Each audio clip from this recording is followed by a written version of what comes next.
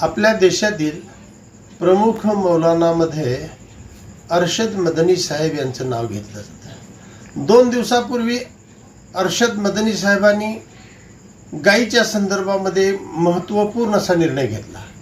त्यांनी सांगितलं की जसं आपल्या देशामध्ये राष्ट्रीय पक्षी म्हणून मोर घोषित केलेले आहे, अगदी त्याप्रमाणे गायीला सुद्धा राष्ट्रीय पशु म्हणजे नॅशनल ॲनिमल घोषित करावं। त्यांनी सांगितलं की गाय विकणारा, गाय खरेदी करणारा असेल, गाय कापणारा असेल किंवा गायीचे मांस एक्सपोर्ट करणाऱ्या कंपनी असतील, या सर्वांनाच त्यामध्ये दोषी धरावं। सर्वच हे दोषी आहे, सगळ्यांनाच शिक्षा व्हावी। आणि त्याच्यानंतर साजिद रशिदी नावाचे मौलाना असतील किंवा देशातल्या प्रमुख मौलानांनी सुद्धा सांगितलं की गायीला राष्ट्रीय दर्जा मिळाला पाहिजे, कारण गाय जी आहे तर आपल्या देशामध्ये हिंदू धर्माच्या मतानुसार एक पवित्र मानली जाते आणि हिंदू बांधव एक आस्था आहे त्यांची, त्यामुळे आस्थेला ठेस पोहोचू नये।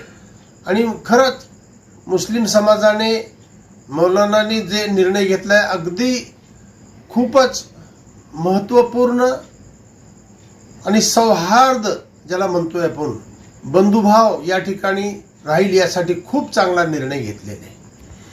आणि राष्ट्रीय पक्षी, राष्ट्रीय पशु म्हणून जर जाहीर झालं, नॅशनल ॲनिमल म्हणून जर डिक्लेअर झालं, सरकारने जर हा निर्णय घेतला तर त्याची सर्वस्वी जिम्मेदारी सरकारची येणार आहे। शासनाला त्याची जिम्मेदारी घ्यावी लागणार आहे।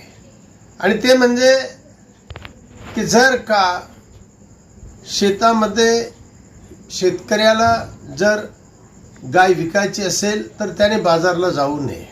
मी असं सांगतो, त्याला जाता पण येणार नाही। आमची मागणी आहे प्रमुख संघटनेची की प्रत्येक जिल्ह्यामध्ये त्याचं एक स्वतंत्र कक्ष असावं, जेणेकरून ज्या शेतकऱ्याला आपली गाय विकायची आहे त्याने त्या जिल्ह्याच्या जिल्हाधिकारी कार्यालयामध्ये फोन करावा। त्या ठिकाणी कृषीचे अधिकारी असतील, महसूलचे असतील, जिल्हाधिकारी कार्यालयामध्ये असतील, या सर्वांनी येऊन बाजारभावाप्रमाणे शेतकऱ्याला त्याची किंमत अदा करावी आणि त्याचं संगोपन त्या गायीचं जिल्हाधिकारी कार्यालयाच्या वतीने प्रत्येक जिल्ह्यामध्ये एक स्वतंत्र व्यवस्था, एक कॅम्प जसे की